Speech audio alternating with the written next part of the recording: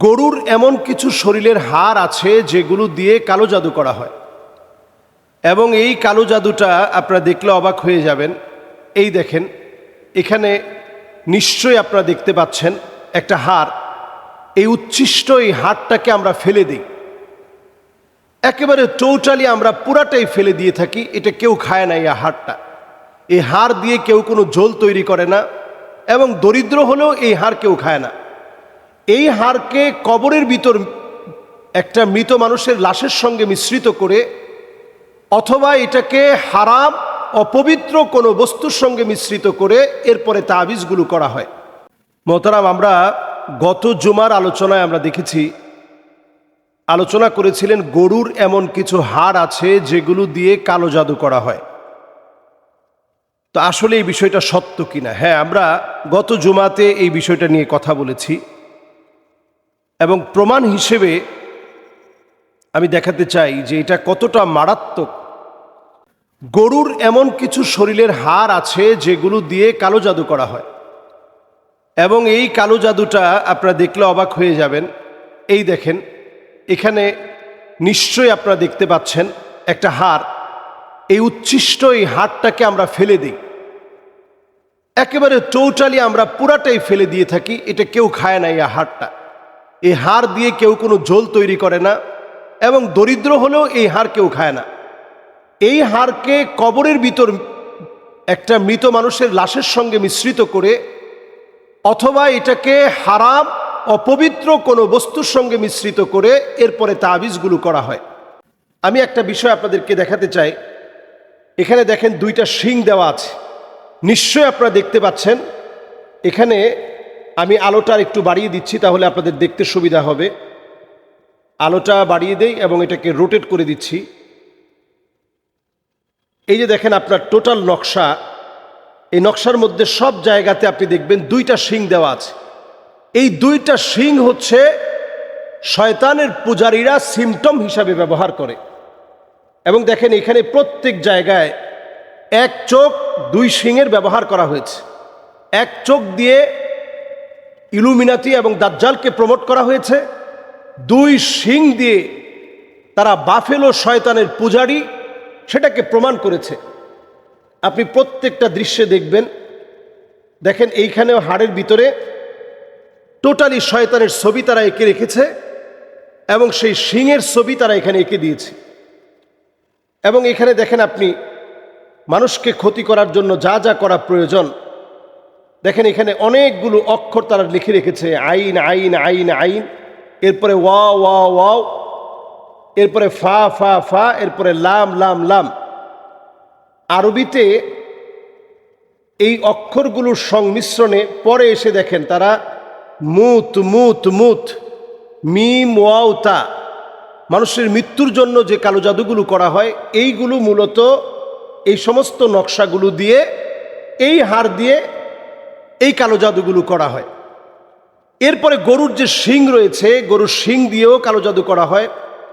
গরুর শিংয়ের যে কালো জাদু, এই শিং দিয়েও কালো জাদু করা হয়। গরুর চোয়ালের যে হাড় আছে, এই চোয়ালের হাড় দিয়ে কালো জাদু করা হয়। এজন্য এই সময়টাতে, বিশেষ করে কোরবানির এই সময়টাতে, আপনি যখনই কারো বাড়িতে দাওয়াত খেতে যাবেন, অত্যন্ত সতর্কতার সাথে আপনি খানা খাবেন। এটা বেশিরভাগ আত্মীয় স্বজন, একেবারে নিকটতম আত্মীয়, নিকটতম বাড়ির মানুষ, ঘরের মানুষ, আপনার একেবারে প্রিয় মানুষ, যাদের সঙ্গে আপনার সবচেয়ে হৃদয়ের সম্পর্ক, এরাই কালো জাদু বেশি করে থাকে ইদানিং এই সময়ে। আপনি একটু উঠে গিয়েছেন, আল্লাহ তাআলা একটু সান্নিধ্য দিয়েছে, আল্লাহ তাআলা একটু রহম দিয়েছে, অনেকের চাইতে আপনি ভালো আছেন, এটা সহ্য করতে না পেরে কালো জাদু করে ফেলেছে। তো এই জন্য আপনি খাবারটা খাওয়ার সময় আপনি বিসমিল্লাহ তো পড়বেনই। বিসমিল্লাহিল্লাযী লা ইয়াদুররু মা ইসমিহি শাইউন ফিল আরদি ওয়ালা ফিস সামা ওয়া হুয়াস সামিউল আলিম। এই দোয়াটা আপনি সাথে একটু পড়ে নেন। পড়ে এরপরে আপনি আল্লাহর উপরে ভরসা করে আপনি খাবারের লোকমাগুলো দেন। নবীজি সাল্লাল্লাহু আলাইহি সাল্লাম যদি 6 মাস কালো জাদুতে আক্রান্ত হতে পারে, নবীজি যদি শারীরিকভাবে শক্তি হারিয়ে ফেলতে পারে, তাহলে চিন্তা করেন আমি আপনি কে। তো লাবিদ বিন আসামের মতো দুষ্ট ইহুদি দুরাচারী তাবিজ করে নবীজি সাল্লাল্লাহু আলাইহি সাল্লামের এত বড় ক্ষতি করেছিলেন, যেই কালো জাদুর কারণে নবীজি সাল্লাল্লাহু আলাইহি সাল্লাম দুর্বল হয়ে পড়েছিলেন। সূরা ফালাক, সূরা নাস নাজিল করে আল্লাহ রাব্বুল আলামিন সেটার মহা ঔষধ দিয়েছিলেন। সুতরাং কোরবানির এই সময়ে এই হাড়গুলো থেকে আমরা সাবধান। যে হাড়টা বিশেষ করে আমরা দেখিয়েছি, এটা আপনার হাতের নাগালে যদি কোথাও আপনি পেয়ে যান, যে কবরের আশেপাশে অথবা রাস্তাঘাটে পড়ে আছে, আপনি আপনার নিজের মতো করে এটা বাড়ি এনে বিসমিল্লাহ বলে এটার মাঝখান দিয়ে ছিদ্র করে দিবেন, বিসমিল্লাহ বলে। অথবা আপনি বিসমিল্লাহ বিসমিল্লাহ বিসমিল্লাহ 21 বার পড়ে আপনি এটাকে পুড়িয়ে ফেলবেন, যাতে করে আপনার নিজেরও কোনো ক্ষতি না হয়, এটা দিয়ে যেন অন্য কারো কোনো ক্ষতি করতে না পারে। আমরা মরক্কে গিয়েছিলাম এই বছর। মরক্কে আমি দেখেছি প্রায় কবরের মধ্যেই, আমরা সেখানে অনেক বড় বড় পুরাতন কবরস্থান দেখিয়েছি, যেখানে এই পৃথিবীর অনেক বড় বড় শাসকরা শুয়ে আছেন। তারেক বিন জিয়াদ সহ পৃথিবী বিজেতা অনেক ব্যক্তিরা শুয়ে আছেন। এমন কবরস্থানগুলোর পাশেই ছোট ছোট নতুন কবর, সেখানে দেখা যাচ্ছে যে এখান থেকে মাটি উপড়ে নেওয়া হয়েছে শুধু কালো জাদু করার জন্য। এজন্য কালো জাদুটা বড় ভয়ঙ্কর। যারা করে এদের শাস্তি হচ্ছে স্পষ্ট, এদেরকে জনসম্মুখে মেরে ফেলতে হবে। নবীজির হাদিস হচ্ছে, নবীজি বলছেন, হাদ্দু সাহিরি দরবাতুন বিসাইফ, যারা এই জাতীয় কর্মকাণ্ড করবে তাদের শাস্তি হচ্ছে মৃত্যুদণ্ড। সুতরাং আমরা এই বর্তমান সময়ে এই জাতীয় কর্মকাণ্ড করতেছে এরকম হাতে নাতে আমরা ধরতে পারছি না। বাংলাদেশের হয়তো রাষ্ট্রীয় আইনে এটার কোনো বিচার নেই, বিচারিক প্রক্রিয়া এটার ব্যাপারে থাকা উচিত, কারণ অসংখ্য মানুষ এই ব্ল্যাক ম্যাজিকের কারণে ক্ষতিগ্রস্ত হচ্ছে। সুতরাং এই কোরবানির সময় কোরবানির যে হাড়গুলো অব্যবহৃত, যেগুলো কেউ ব্যবহার করছে না, যেগুলো আসলে আমরা খাই না, যেগুলো আমরা ফেলে দেই, এইগুলো নিয়ে অনেক সময় কালো জাদু করা হয়। আরেকটি বিষয় সতর্ক থাকা, জিন যেন আপনার ক্ষতি করতে না পারে। একটি দোয়াই আপনার জন্য যথেষ্ট। এই দোয়াটা পড়লে জিন আপনার কোনো ক্ষতি করতে পারবে না।